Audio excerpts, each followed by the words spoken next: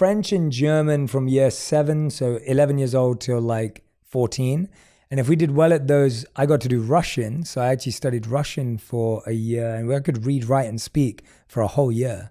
It was really great learning. And then I never got to practice any of those languages.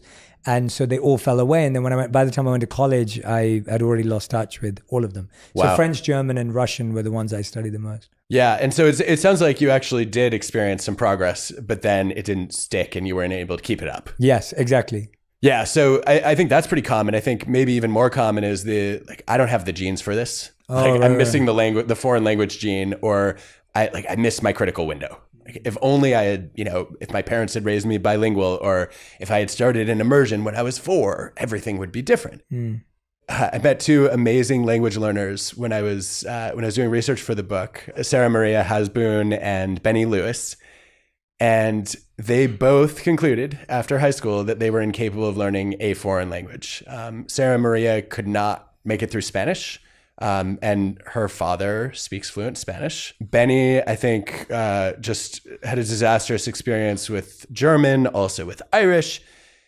And what's amazing about the 2 of them is that combined, they can speak a dozen languages fluently today. Wow. A dozen languages fluently. Conversationally, even more. So they're polyglots. They're people who not only talk, but think in multiple languages. They're effectively self-taught, and they've picked it all up in their 20s, 30s, and beyond. It's incredible. Amazing. So what I wanted to know is, what can we learn from them? Not just about language learning, but about any kind of learning, because they are professional learners. And my biggest takeaway from talking to them and also juxtaposing what they do with the evidence is that language classes are broken in a lot of schools.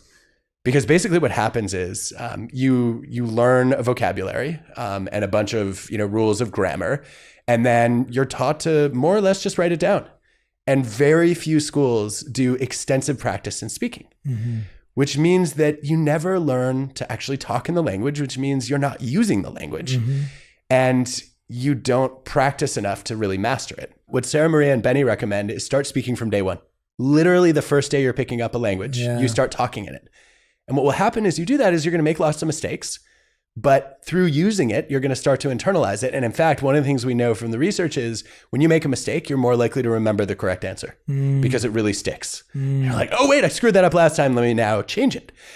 So I think the broader lesson here is that, to go all the way back to the diagram, I think a lot of people want to wait to use their knowledge until they've acquired it. Oh, wow. It's not how learning happens. The way learning happens is you got to use your knowledge as you're acquiring it. And that's how you build it. And that's a virtuous cycle. Oh my God. That, it's so interesting. I don't think I've ever heard that put that way. I feel like and it's resonated so strongly with me, because as soon as I met Gauranga, who's the monk that I spent time with, as soon as I met him, I had no qualification, but I went back to college and started telling everyone about what I'd learned. And then I'd go back and spend time with him and go learn more, and then come back and just teach whatever I'd learned. And I didn't have any qualification to teach. I didn't understand it fully, but it was so much more fun that way. And I gave myself the permission to say, I'm just going to teach what I learn. I'm going to teach what I learned up until now. I don't have to speak beyond my level of realization or reflection, but I'm learning this. I'm fascinated by it. Let me share it. Yeah. I mean, that's a higher level version of learning by doing. It's learning by teaching. Yeah. And so often people like to say, well, those who can't do, teach. And I would edit that and say, no, those who can't do can learn by teaching. Because exactly as you found, when you explain something to someone else, you remember it better and you also understand it better. And I actually think anything you want to learn, a lot of people are trying to figure out what is generative AI. You could go and take a class in it. You could go tinker with it.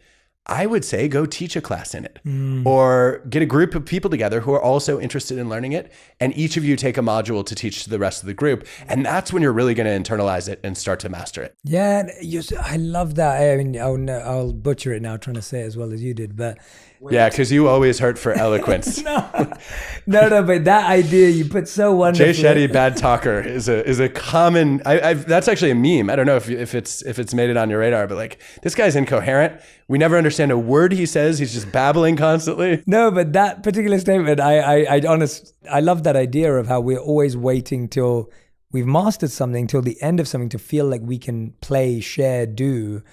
And there's a few That things. is well put. Yeah, Yeah. that's exactly right. Yeah. I'm trying to get to the end of the line. Yeah. And then I'm like, I will have made it. And Yeah. now I can demo it. And now I can teach it. Yeah. And I think that making something public is so horrifying, because the reason why we struggle to go teach a class on AI is because we're scared we're going to be asked questions that we don't know the answer to. And actually, you're spot on. That is exactly the best way to learn, because you'll be able to say to all those people, hey, I don't know, but I'll find out for next time, or I'll email you the answer, whatever it may be. And I find that, but we haven't created space for it to be okay to not know. No, I think that's right. And there's actually some work on this in psychology, which shows that when an expert expresses uncertainty, they actually end up becoming more believable. In part because people are surprised, and then they listen more carefully and realize, wow, this person does know what they're talking about. I don't think that permission should only be granted to experts. Correct. I think, in fact, the less you know, the quicker you should be to say, I have no idea. And it's really ironic that only the people who know the most often get to the point of feeling secure in that knowledge to be able to say, yeah, I have no clue, but let me do some research on that and come back to you. Yeah, yeah. And I mean, I felt this as a teacher. I felt like, especially in the major public speaking anxiety days, early career, I felt like I had to be able to regurgitate a study for every single question that came up.